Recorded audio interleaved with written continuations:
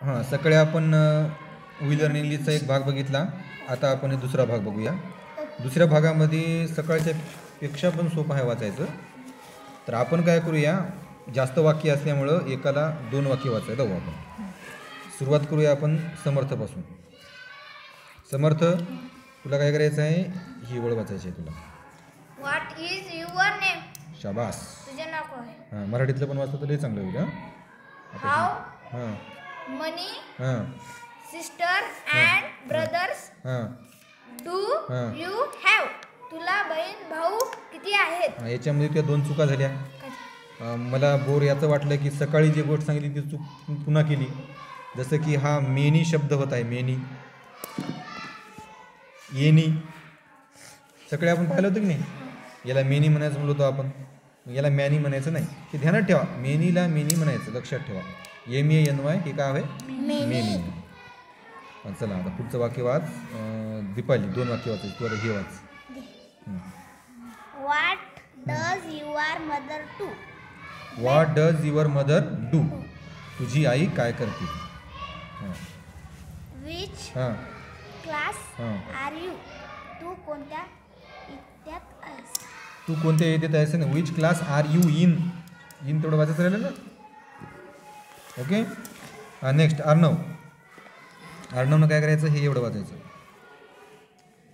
हां, WHAT काय आहे सांग मला.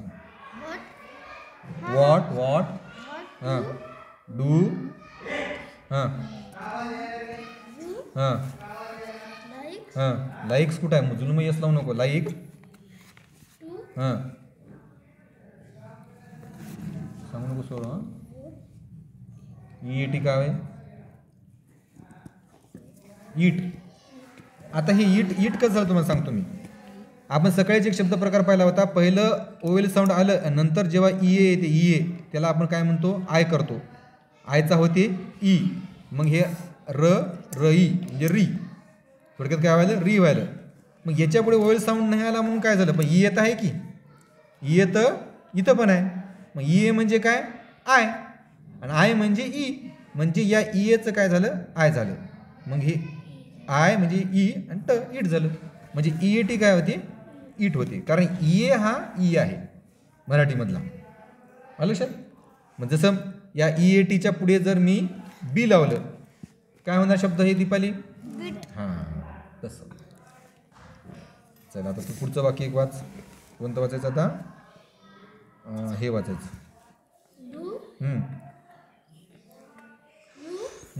लाईक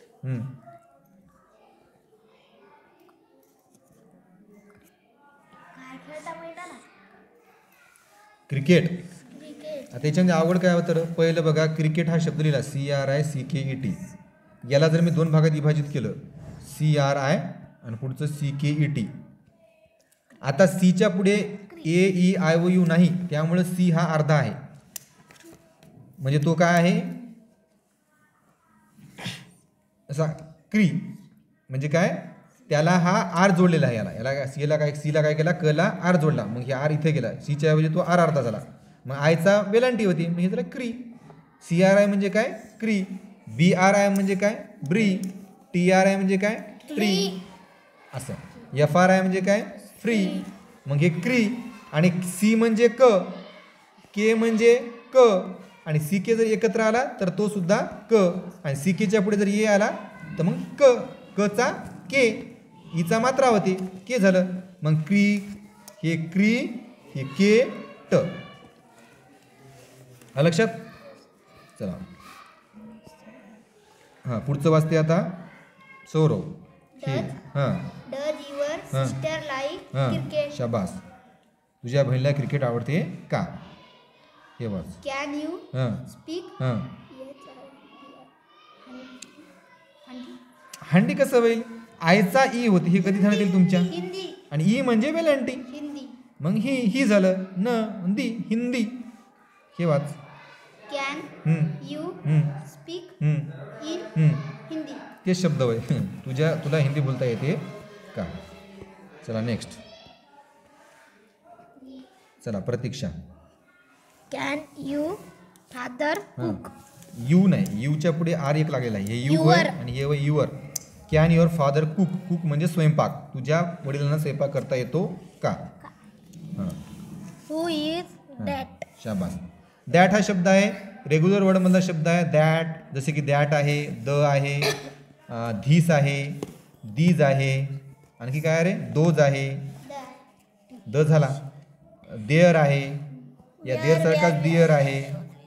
हे रेग्युलर वर्डमधला तो दॅट आहे. द्यान आहे, देम आहे, नंतर देन आहे, असे रेग्युलर वर्डमधले शब्द आहेत. चला नेक्स्ट. हां, Arpita. Where is my book? हां, आता बघा इथं वेअर शब्द आला की नाही. वेअर हा WH कॅटेगरीमधला शब्द आहे. WH म्हणजे कोणते तिथं? WHAT what, WHAY why, WHO who, WHOSE whose, WHOM whom आणि WHEN व्हेन, WHERE वेअर. हे WH कॅटेगरीतले शब्द होते. नेक्स्ट हे वाच. Do you go to school? शाबास. When do you go to school. Next Srishti. हे दोन्ही ओळी वाचून टाक. How do you go to school? हां तू मुंबईला हां, कसा जाशील? तसं कसं होईल? How do you go to school हे वरचं अर्थ होय, तू शाळेत कसा जातोस. मुंबईचं खालचं होय. हां हाऊ विल यू हां गो टू मुंबई? हां, आलं की नाही मुंबई शब्द तिथं? हां, छान वाचलं. वी लर्न इंग्लिशमध्ये तुम्ही बऱ्यापैकी 95% पास झाले आपण असं म्हणूया. आता काय करायचं, हे जे दोन्ही तुमचं सकाळ संध्याकाळ लिहायचं राहिलं ना, हे थोड्या वेळानं तुम्ही लिहून घ्या. आलं लक्षात? आता हे मी बंद करून टाकतो.